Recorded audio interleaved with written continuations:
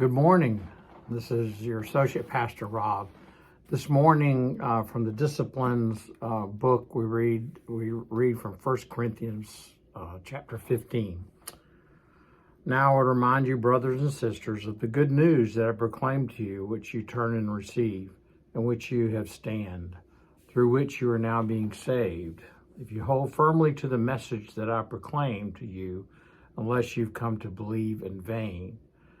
For I handed on to you as first importance that I had received, that Christ died for our sins in accordance with the Scriptures, and that he was buried, and that he was raised on the third day in accordance with the Scriptures, and that he appeared to Cephas, or Peter, then to the 12.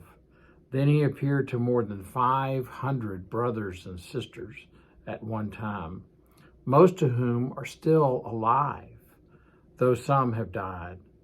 Then he appeared to James, then to all the apostles.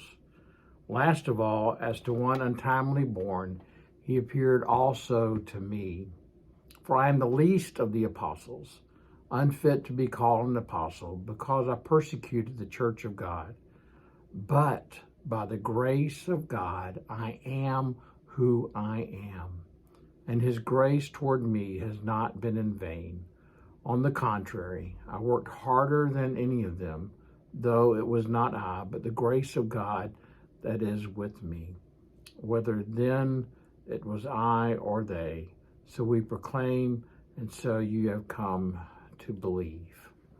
I love the line, but by the grace of God, I am who I am.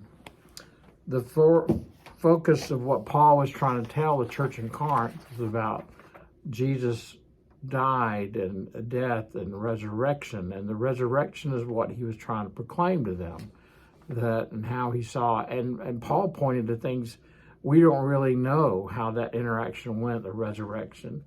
It says he appeared first to Cephas, to Peter, so apparently they had a one-on-one appearance, and then another one is James. That's a brother, Jesus' brother James, who went on to be a leader in the early church. We don't know about those resurrection appearances, and but it had to be powerful, because Cephas became such a dynamic person in the early church, and so did James.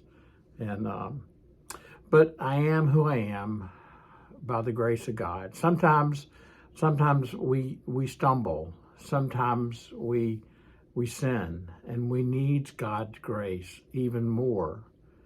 But there are times when we need each other. I love the story of in 1935 in Akron, Ohio. Two men got together. One was Bill Wilson. He was a former New York stockbroker. And then there was a doctor, Dr. Bob Smith, a surgeon in Akron. And they were alcoholics. And they bonded together and helped each other through the life of sobriety. And what they developed and what they understood was that alcoholism was a disease. And you can't kick that by yourself. You need all the help you can get. And from their work and from their words came Alcoholics Anonymous. You see, by the grace of God, we need each other. We need God's love and support, but we got to have the love and support of the Christian community. And for us today, Alcoholics Anonymous shows us how we are to support each other. And may we do the same, rejoicing in the resurrected Jesus, that he can be with us, that despite all that, we are who we are through Jesus.